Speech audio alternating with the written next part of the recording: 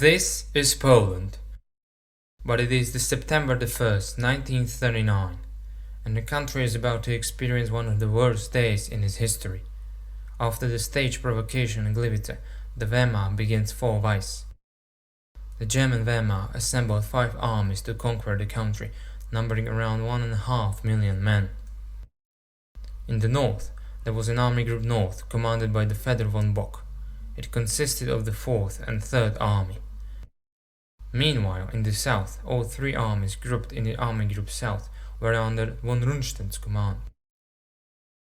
The northest of them was the 8th Army, which was tasked to bypass the forces around Warsaw and protect the left wing of the entire group. In the middle, the strongest 10th Army, with 2 tank divisions and 4 mechanized divisions, was to drive towards the capital. The 14th Army in the very south was to capture Krakow. Poland could send 8 armies to fight, which were not numbered but instead named after their positions.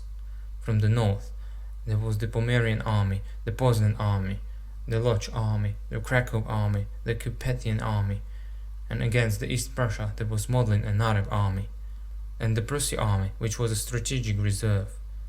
Each of these armies consisted of 2 to 5 infantry divisions. The 4th Army quickly attacked and pushed the Polish Pomerian Army into the hinterland. Although the simultaneous push from the 3rd Army in the East Prussia was halted for several days in the Battle of Mlawa and around its fortifications, it did eventually break through and both armies could therefore advance. Meanwhile, the Army Group South broke the Polish defensive line in Silesia, and the 14th Army got deep and endangered the left wing of the Krakow Army. Fearing the encirclement, the Polish troops then withdrew east, leaving the second largest city to its fate. Krakow was captured on the 6th of September. The command wanted the 14th Army to quickly cross the River Seine and cut the Polish escape route.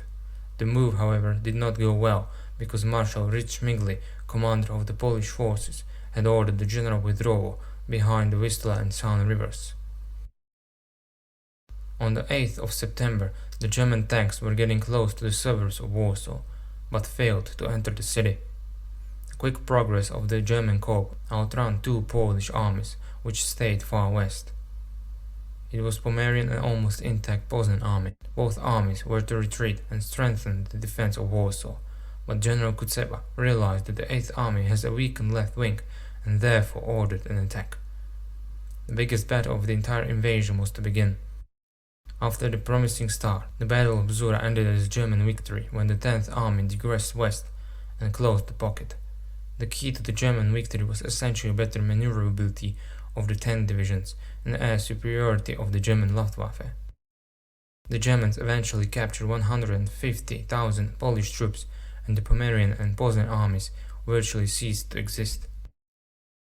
On the 15th of September, the Army Group North and other armies joined the siege of Warsaw. However, the crucial moment happened on the 17th of September, when the 2 Soviet fronts initiated the invasion from the east. The Soviet invasion was for the Polish armies complete shock, and the Polish troops on the eastern border did not stand a chance. Warsaw resisted encirclement and very heavy bombardment until September 27th. The last defenders on the Hel Peninsula surrendered on October 2nd, and on October 4th, 1939, independent operational group Polessia surrendered as well. The last units of the defeated Polish army laid down their arms on October 6, 1939.